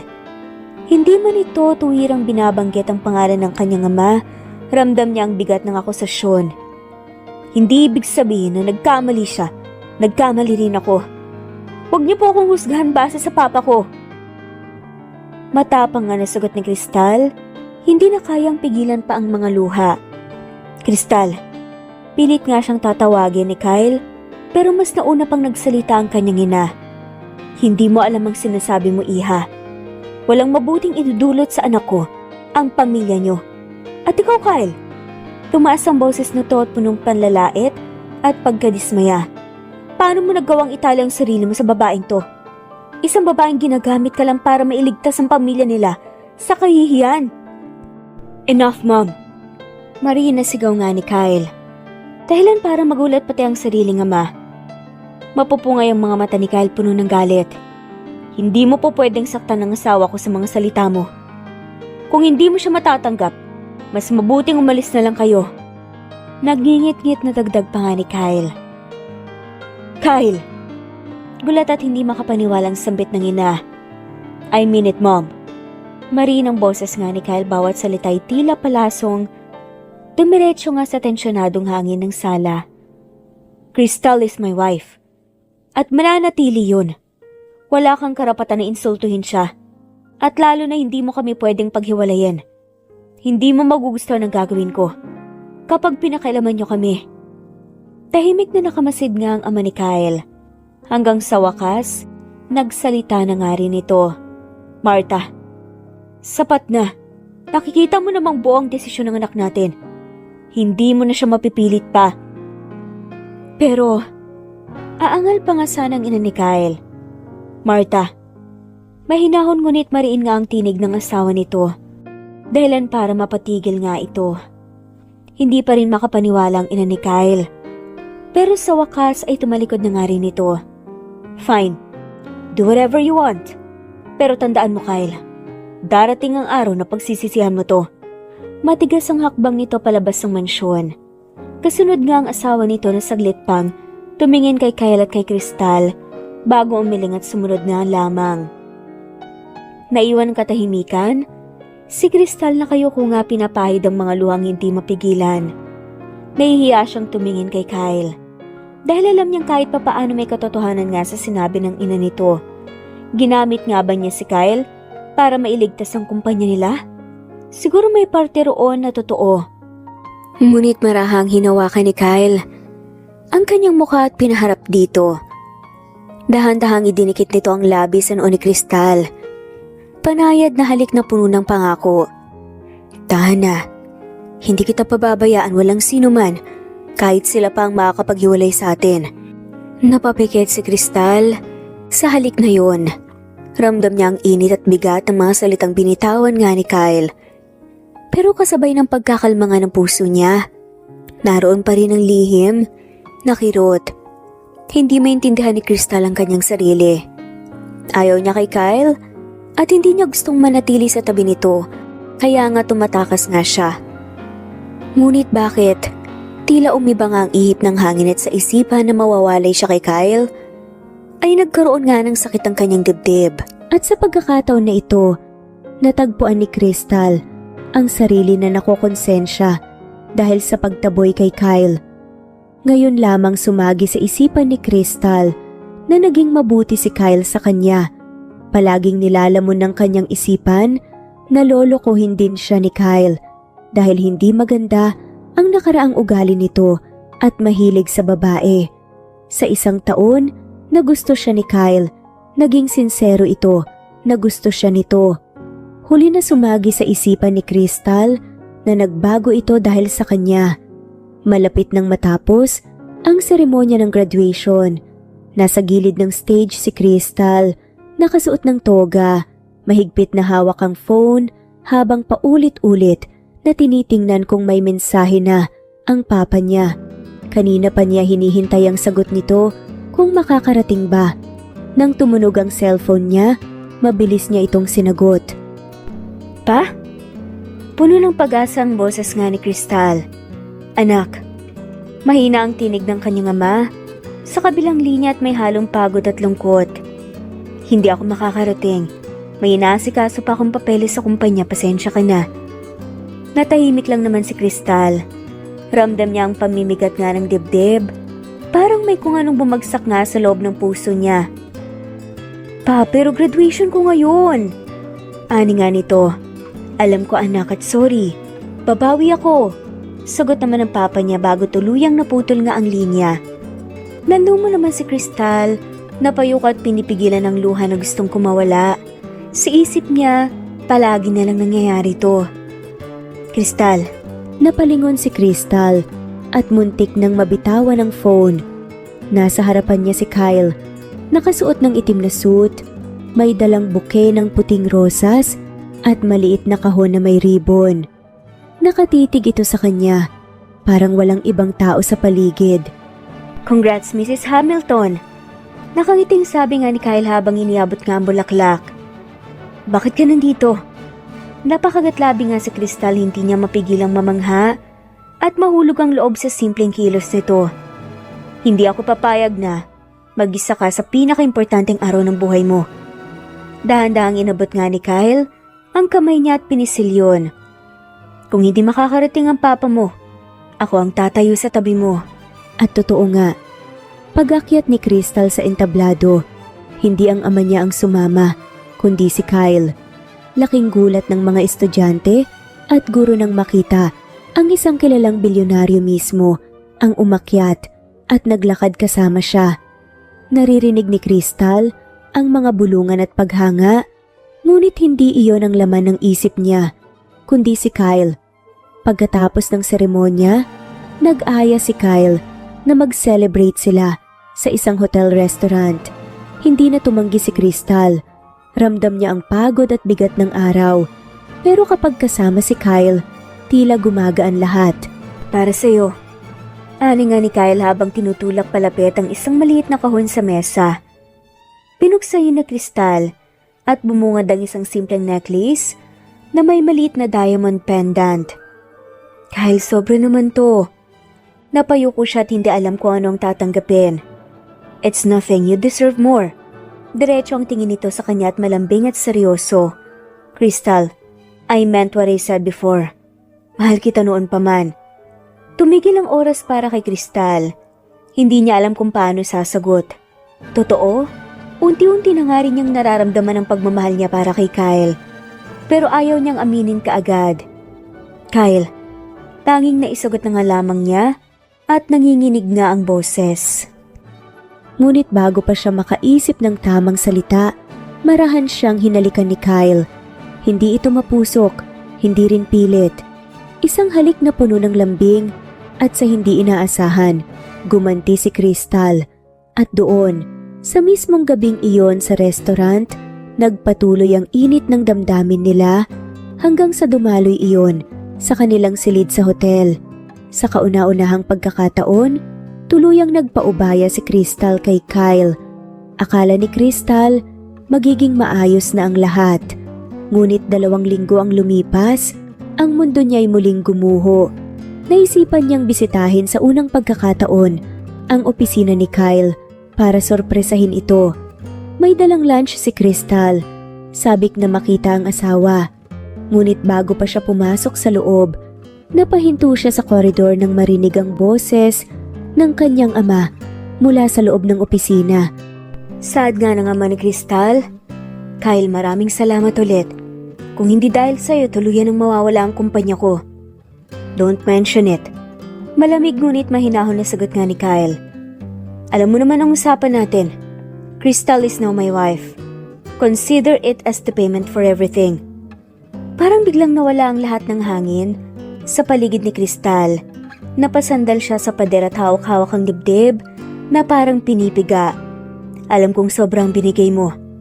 Tugon ng papa ni Crystal halatang nahihiya. Pero alam kong nasa mabuting kamay si Crystal. May bibigay mong lahat sa kanya. Napatakip ng bibig si Crystal. Pigil ang hikbi. Hindi na niya kinaya ang sumunod pang usapan. Mabilis siyang lumayo sa pinto bago pa siya tuluyang madatnan ng mga ito. Paglabas niya ng gusali, tuluyan ng bumigay ang mga luha niya. Para siyang pinagkaitan ng dignidad. Ang buong akala niya'y minahal siya ni Kyle dahil siya si Crystal. Pero paano kung totoo ang sinabi ng ina ni Kyle?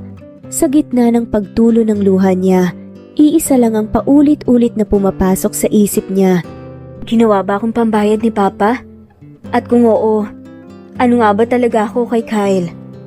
Sa isip-isip nga ng babae. Pagkapasok ni Crystal sa malaking pintuan ng mansyon ay agad siyang sinalubong ng kasambahay. Kita ang pamumugto ng mga mata niya at halos hindi na maipinta ang mukha dahil sa pag-iyak. Ma'am Crystal, ayos lang po ba kayo? Nag-aalalang tanong ng kasambahay. Akmang lalapit pa sana para alalayan siya. Umiling si Crystal. Mabilis na pinahid ang mga luhang ayaw tumigil. Ayos lang ako, mahina niyang tugon. Ngunit halata sa boses ang bigat at ang pagod na nararamdaman niya. Humakbang siya paakyat ng hagdan pero natigilan siya nang may marinig na malamig na tinig mula sa gilid ng sala. Hindi ko maintindihan. Ano bang nakita ni Kyle sa'yo? Napatigil si Crystal. Dahan-dahan siyang napalingon at tumama ang mata niya sa ina ni Kyle. Nakaupo ito sa mamahaling sofa, nakataas ang isang kilay at bakas ang panghuhusga sa mukha. Ma'am, mahinang bulong ni Crystal. Halos hindi makatingin ng diretsyo. Tumayo ang ginang marahan ngunit buo ang awtoridad ng bawat takbang palapit. Alam mo bang si Kyle, simulat sa pulay mahilig mag-party? Mahilig makipaglaro sa mga babae. Walang babaeng nakakatagal sa kanya. Kaya wag mong isipin na dahil ikaw ay narito na ngayon, nagbago na siya. May diin sa boses nito.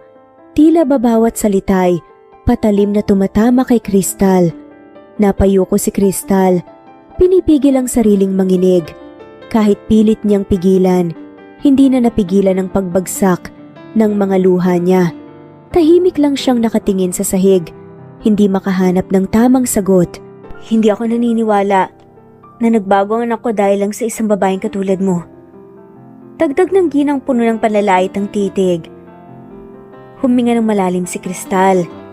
Pinunasan ng mga pisngi, sabay sabing, kung yun po ang iniisip nyo, wag na po kayong magalala. Aalis na ako. Tama kayo. Ginagamit lang ng papa ko si Kyle at ayoko nang mas lalo pang malunod sa guilt na iyon. Ayoko pong gamitin siya. Mahina ngunit buo nga ang kanyang tinig. Nanlaki ang mata ng ginang, hindi inasahan ang kasagutan niya.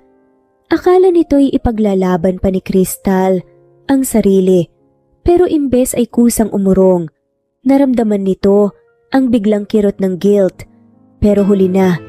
Nakita na nitong tumalikod si Crystal. Mabigat ang bawat hakbang paakyat sa kwarto. Napahiga siya sa kama.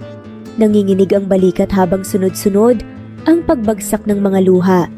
Nagagalit siya dahil tila isa siyang bagay na kayang bayaran ng pera. Mas nanaig ang galit ni Crystal sa kanyang ama at tila ba niloko siya ni Kyle dahil sa minamanipula nito ang sitwasyon. Nang umalis si Crystal sa bahay nila ni Kyle, ang tanging lugar na sumagi sa isip niya na mapupunta ay ang bahay ni Mira, ang kanyang kaibigan. Pagdating niya roon, agad siyang niyakap ng kaibigan nang makitang umiiyak siya. Crystal, anong nangyari?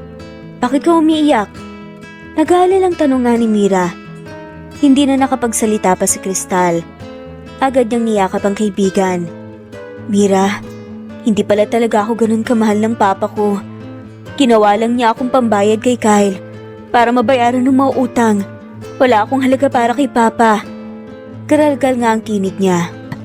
Hinagod ni Mira ang likod ni Crystal. Pinapatahan kahit na alam nitong walang sapat na salita para maibsan ang sakit na nararamdaman niya. Pero Crystal, hindi mo kasalanan ng lahat ng to. Hindi mo kasalanan na naging ganun ang papa mo. Mahina ngunit mariin ang sagot ni Mira. Napapikit ang mga mata niya. Patuloy lang ang pag-agos ng luha ni Crystal hanggang sa bumigat ang mga mata niya at nakatulog sa bisig ni Mira. Maya-maya ang mga 2:00 nga ng madaling araw, malakas na katok nga ang gumising kay Crystal. Kasunod nun na yung familiar na tinig. Crystal, please, pagbuksan mo ako! Napabalikwas siya ng bangon at halos mapatigil sa pagtibok ang puso nang marinig muli ang boses na iyon. Dahan-dahan niyang binuksan ang kurtina ng bintana at kitang-kita niya si Kyle sa labas, gusot ang damit na tila ba dumaan sa digmaan. Mapupungay ang mata nito na halatang wala pang tulog. Mabilis na lumabas nga si Mira sa kwarto at binuksan ang pinto. Ano ginagawa mo rito? Madaling araw na. Singal nga nito kay Kyle, bahagyang hinaharangan nga ito. Pero mabilis na nagsalita si Crystal mula sa likuran. Mira, hayaan mo na. Kailangan namin mag-usap. Tinitigan siya ni Mira, halatang nag-aalala, pero kalaunan ay tumango na rin at iniwan silang dalawa sa sala. Humakbang si Kyle palapit kay Crystal. Hindi nito alintana ang mapait niyang titig, tila ang mahalaga ay makita siyang muli. Crystal, bakit ka umalis? Pinahanap kita sa mga tauhan ko. Alam mo ba kung gaano ako nabaliw sa kakahanap sa'yo? Napakuyom ng kamay si Crystal. Narinig kong usapan niyo ni Papa. Lumingon siya palayo, pilit tinatago ang luha. Totoo ba? Ginawa mo akong pambayad, Kyle? Humigpit ang panga ni Kyle. Tila ba'y inaasahan na nito na malalaman nga ni Crystal ang katotohanan. Sa halip na umatras ay hinawakan nito ang kamay ni Crystal. Oo, totoo. Pero hindi sa paraang iniisip mo. Napalunok si Crystal. Ano ibig mong sabihin? Huminga ng malalim si Kyle, pilit na ayos ang boses. Ginawa ko yun para maligtas ka. Crystal, lubog sa utang ang papa mo. Maraming iligal siyang pinasukan. Kung nanatili ka sa poder niya, siguradong madadamay ka. May mga taong pwedeng manakit sa'yo. Pwedeng habulin ka. Tinitigan siya nito ng diretsyo, puno ng desperasyon. Kaya kita kinuha. Kaya kita pinakasalan. Dahil mahal kita, Crystal. At gagawin ko ang lahat para mailigtas ka at protektahan.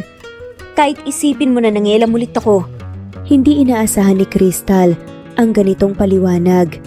Hindi niya akalain na sa likod ng lahat ng iniisip niyang kasinungalingan, ang kapakanan niya ang iniisip ni Kyle. Bumigay ang tuhod niya at napahikbi. Kyle, patawarin mo ko. Ang sama-sama ako. Hindi ko alam. Agad siyang niyakap ni Kyle. Mahigpit na parang ayaw ngang pakawalan. Wala kang dapat ipagpaumanhin. Ang tanging hiling ko lang, bumalik ka na sa akin. Huwag mo kong iwan. Naramdaman ni Crystal ang tindi ng tibok ng puso ni Kyle laban sa kanya. Unti-unti siyang napayakap pabalik at sa mga sandaling iyon, ramdam niya ang katotohanang hindi siya pababayaan ng lalaking ito. Hindi nagtagal. Unti-unti silang naglapit. Ang init ng hininga ni Kyle ay ramdam niya at bago pa siya makaiwas, naramdaman na lang niya ang labi nito na marahang dumampi sa kanya. Napapikit si Crystal at sa halip na lumayo, gumanti siya ng halik. Mas naging mariin iyon, puno ng damdaming matagal ng kinikimkim hanggang sa hindi nila na malaya na umakyat na sila sa kwartong tinutulugan ni Crystal. Napatigil siya saglit, namula ang pisngi. Kyle, baka marinig tayo ni Mira. Ngumiti si Kyle, may bahagyang paglalambing. Hayaan mo na. Subukan nating hinaan kung kakayanin natin. Natawa ng bahagya si Crystal, ngunit agad ding natabunan ng init ng halik ni Kyle. At sa gabing iyon, ang pag-ibig ay unti-unting lumalalim sa pagitan nila. Mainit ang sikat ng araw na sumilip sa kurtina ng kwarto. Mahimping pa ang tulog ni Kyle habang nakaupo si Crystal sa gilid ng kama. Hindi niya mapigilan ang sarili at marahang hinahalikan ng pisngi nito. Umungol nga si Kyle. Bahagyang dumilat ang mata. Bakit hindi mo ako ginising, mahal? Napangiti si Crystal at pinisil ang pisngi nito. Ayoko. Ang sarap kaya ng tulog mo. Ang sarap mong panoorin habang natutulog. Para kang anghel.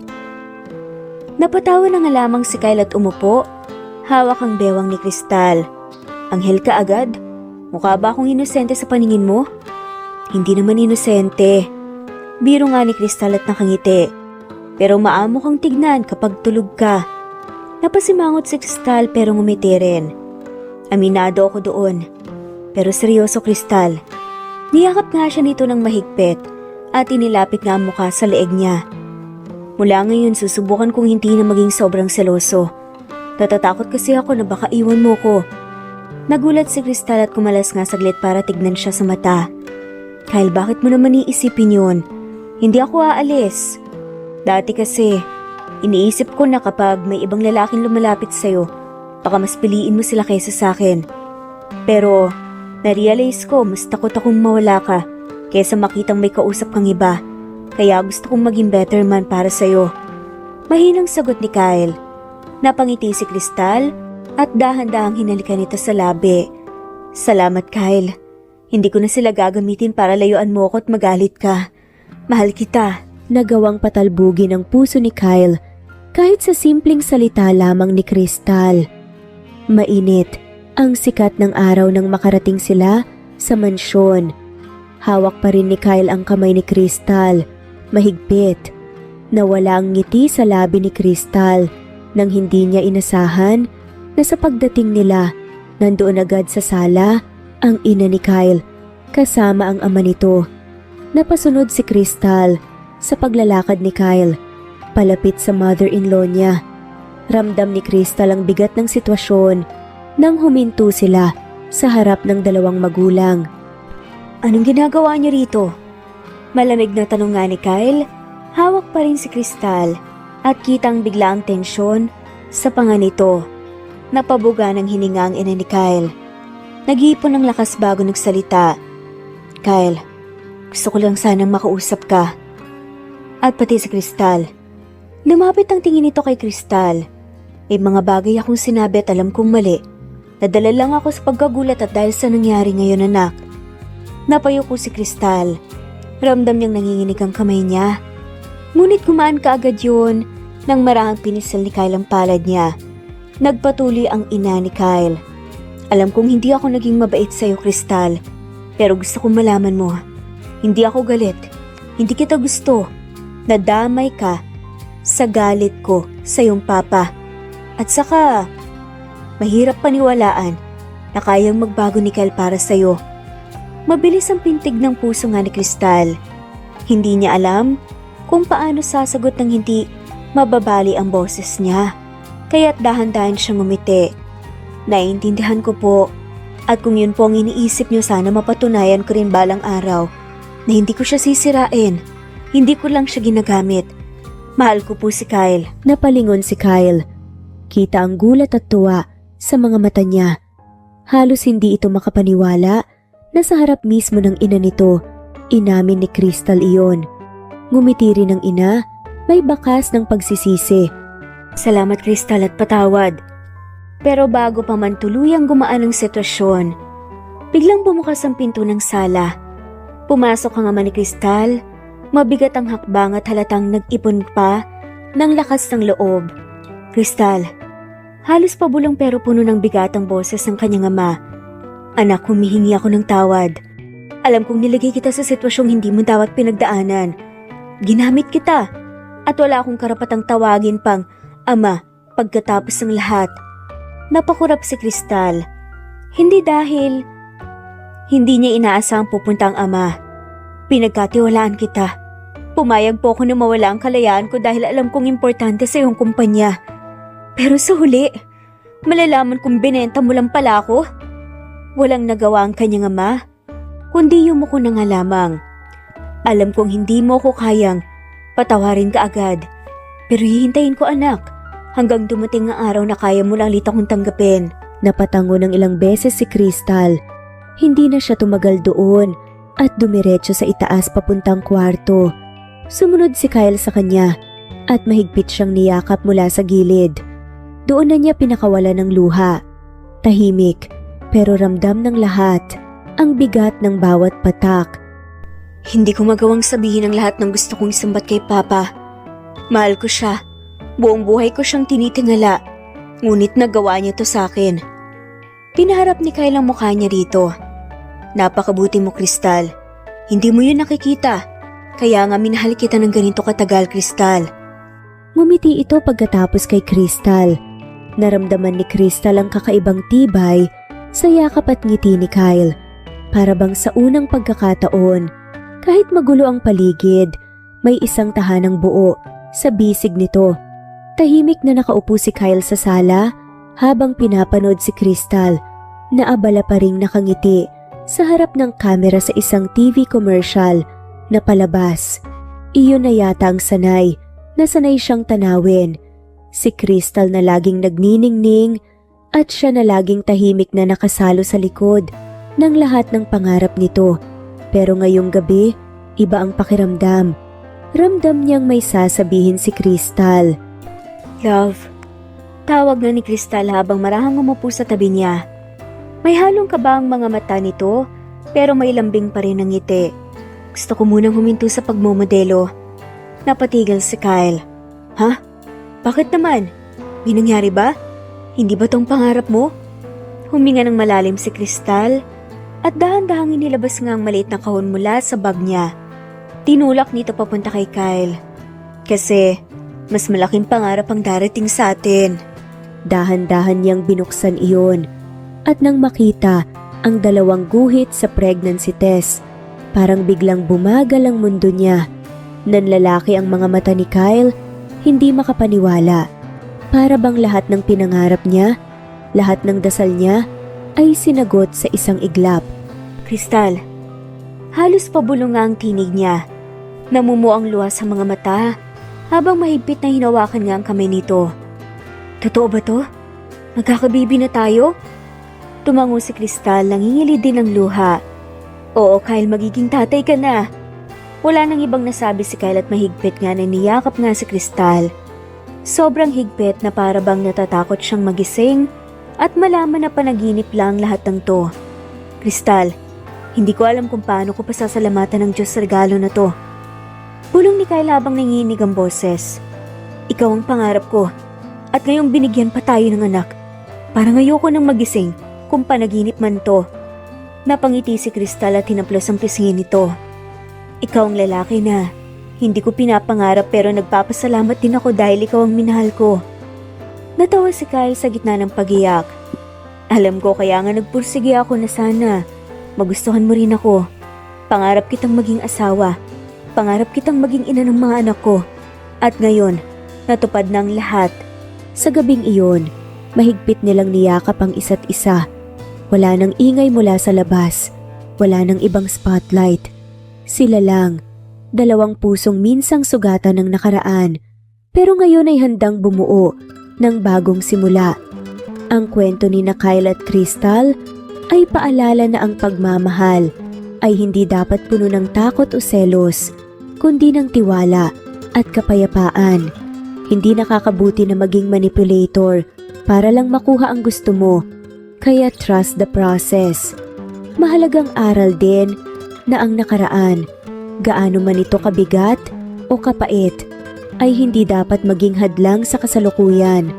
Ang mahalaga ay ang taong pinili mong makasama ngayon, ang pamilya at kinabukasan na sabay niyong binubuo. Sa huli, ang pag-ibig ay hindi tungkol sa pagkakaroon ng perpektong relasyon, kundi sa pagpili araw-araw na magmahal, magtiwala at manatili sa isa't isa kahit anuman ang dumating. At matapos ngang mala-roller coaster nilang love story, sa wakas namuhay na nga sila ng matiwasay at puno ng pagmamahal, syempre, kasama ang kanilang 4 na cute at genius na mga anak. Oo, dahil binigyan nga sila ng quadruplets na blessings. At dito na nga po nagtatapos ang kwentong pagmamahalan ni na Kyle at Crystal. Maraming salamat po sa lahat ng mawalang sawang sumusubaybay at shoutout po sa mga sumusunod. Sa mga gusto pong magpa-shoutout, i-comment lamang po ang inyong pangalan at kung tigasan kayo para ma-shoutout po kayo sa mga susunod pa nating videos. Shoutout na po sa mga sumusunod. Imelda Forteza, Merlilyn, Geraldine De Jesus, Rosemary Vasquez, Presbyteros Rose, Naitan Canada, Jean Rebuyaco, Helen Murillo, Liliano Bebe of Rome, Italy, Rosario Bamba, Batang Ibunan, Jalen Baro-Baro, Rebecca Tezuka of Kawasaki, Japan, Chabidal, Remedios, Fatma Mansul, Alet Pahe of Cagayan de Oro City, Bambita, Francisco Nablo, Eli Ladera, Flor Cabrera of Santa Rosa, Laguna, Presbyteros Rose, Eya Stira, Carmencita Falcon, D of Australia, Sin Ramos, Teresita Schmid, Jelly Tampos, Linley of Macau, Pasita Eliazar of Ontario, Canada, Morena Pagaduan, Nora Altura of Taguig City, Marites Parica, Nori, Anne Mariano, Ana Maria of Belgium, Marilu Gulmatico, MCB, Jingjing, Rosa Franca Abelian of Cebu, Wendy Goth of Japan, Teresita Schmid, Theodora Gamit, Rebecca Tezuka of Japan, Nori, Baylin, Margie Angon of Maragondon, Batang Ibunan, Marilu Gulmatico, Leda Dapito, Geraldine Ana Victoria, Linley of Macau, Marites Nitura, Reynante Salamania, Pasita Eliazar, Jingjing Nazareno, Gina Monge, Rosemary Vasquez, Mercy Villantes, Freda Reyes, Teresita Loida Gabas, Christian Fidelino, Ellie, Wilma Dargantes, Teresita de los Santos, Teodora Gamit, Rosemary, Romana, Leonisa, Kidim, Jean Debes, Eddie Codillian of Winnipeg, Canada, Flor, Ellie, Emily, Elila, Merlin, Leonisa Azotes, M. Season Vlog, Princess Rocker, Emma Gura, Flora Pasita Eliazar of Ontario, Canada, Eli Bitasolo of Milan, Italy, Carmencita Falcon, Raylan Pudadera, Marilu Gulmatico, Imelda, Liliano, Senen, Fatma Mansul, Teodora Gamit, Mercy, Evangeline Zamora, Chabidal, Kinciano Obas, Charlene Cartilla, Sofia Moore, Dumlao of Santiago City, Andrea Taga, Teodoro Roliuki, Ligaya Calvo, Maria Teresa Rosende Corpin, Ida Rojas, Stephanie Arroyo, Kidim, Bonifacio Quinzon, D.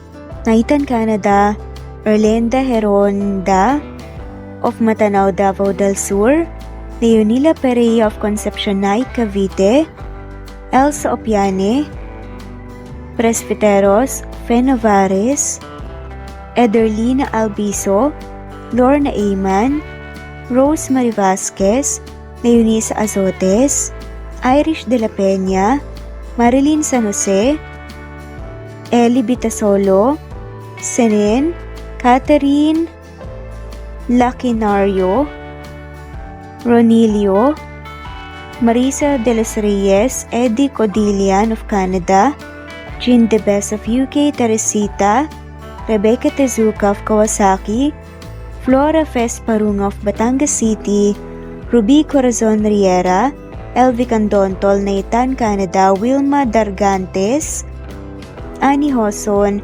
Romana, Flor, Teodora Gamit, Nizer Sams, Emily Borak, Evangeline, Yana Binyon, Kimberly Ann Kempis, Teodora Gamit, Merlilyn Carmen Calunod, Christy Cabrera, Edrelina Gatyoan, Nori, Teresita Schmid, Liliano Bebe, Rosalinda, Isidro, Leonora Pandakila, Mary Jean Malunes, Maria Nita Saltarin, Marlene Bosico, Pasita Eliazar, Celia Harabejo, Lovely Angel, Maria Elena Barosa, Chari Patata, Susan Melinda Gelit, Gloria Lucas of Poblacion Norte, Licab, Nueva Ecija,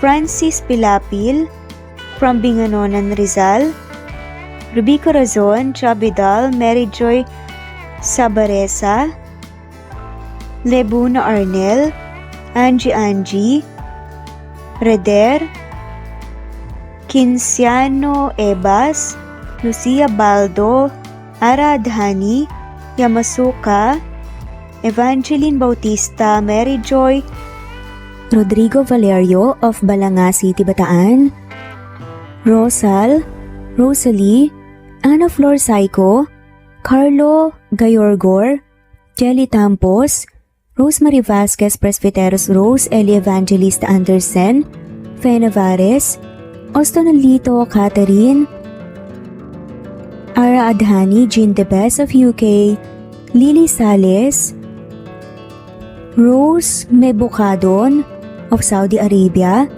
Ellie, Liliano Bebe of Italy, Lily, Loida Gabas, Ellen Cervantes of Malolo City, Bulacan, Evangeline Zamora, Jennifer Odias of Claveria Miss Oriental, Nori, Annalyn Divina Gracia, Merlilyn Linley Nora Balias of Siargao Island, Meding, Elvi Candontol, Wilma Dargantes, Helen Murillo, Ara Adhani, Carmencita Falcon, Ederlina Albiso, Florence De Leon, Rebecca Tezuka, Annie Hoson, Matea Ejes, Nancy Navarra, Teresita Schmid, Mercedita San Jose of Antipolo City, Princess Rocker, Marilu Gulmatico, Ana Victoria, Imelda Fortes of Calamba City,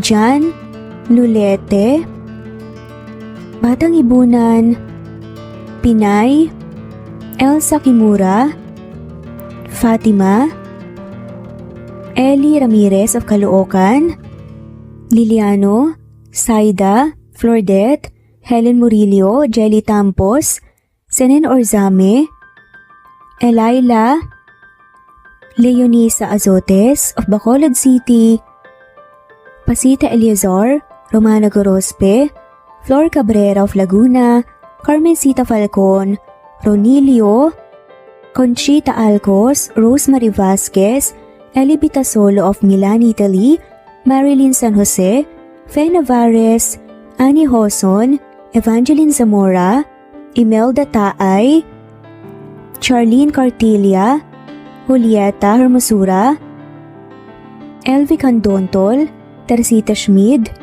Marilyn Sasaki, Christina, Jessica Vargas, Christian Fidelino, Marie Cristal Hilario, Elsa Opiane, Princess Rocker of Riyadh, KSA, Marisa de los Reyes, Merlilyn, Juliet Panlilio, Daisy Blaza, Susan of France, Mercy Villantes, Renalyn Obenza, Wilma Dargantes, Not Green Fox, Carmelita Mendoza, Marilyn Babula, Berry, Liliano Bebe, Presbyteros Rose, Medal Talon, Jane, Lani Pardillo, Marlene Kayanan, Dionisa Azotes, D.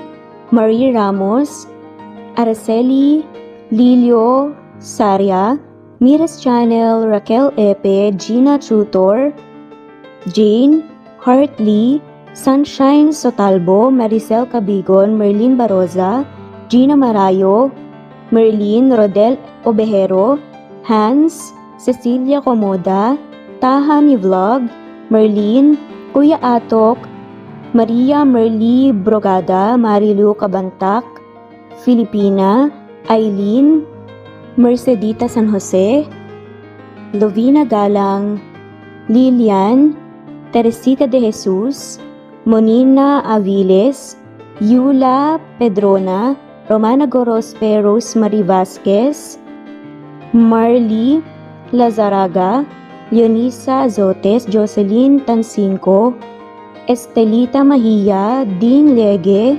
Marisa de los Reyes Arroyo, Leia Paul Vinar, Steve the Music, Rain, Presbyteros Rose, Ostonalito, Alex Saani, Matea Estrera, Agustina, Onaba Cogin, Jessica Vargas, Celine, Merly Lynn, Baroza, Annie Hoson, Elimana Lili, Mercy Villantes, Eli Evangelista Anderson, Eli Bitasolo of Italy, Ann Mariano, Fredelisa de Guzman, Carmencita Falcon, Merlin Bravo, Cecilia Ramos, Evangeline Zamora, Edralina Gatchoan, Marites Nitura, Agustina Niceto, Marian, Ann Aliflor, Lily Roda Barcial, Alma Ebdao, Minda Tandok,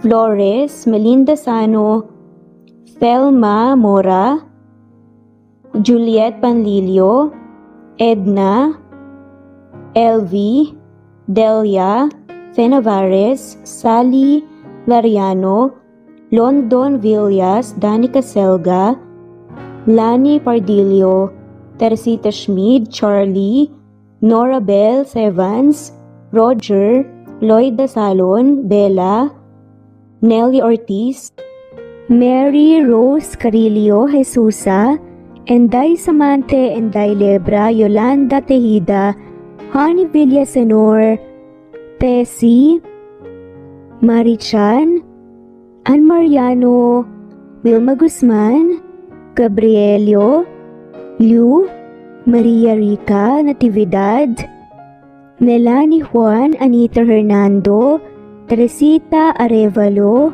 Raquel Magno, Carmencita Falcon, Flordet, Nat Greenfax, Luz Templo Nuevo, Teresita Schmid, Flor Cabrera, Virginia Salazar, Luz Templo Nuevo, Leia, Madeline Tagle, Wilma Villafuerte, Isaac Ablon, Menchita de Belen, Federico, Mercy Edrosolo, Fe, Adamson Machas, Quinciano Ebas, Eli Ramirez Elizabeth Gilas, Arem Ruhi, Julius Edna Romero, Charlie Angelina Samia, Emma Gadiano, Rosemary Vasquez, Lisa, Estelita Mahia, Elvi Candontol, Corazon Danke of University of Eastern Philippines University,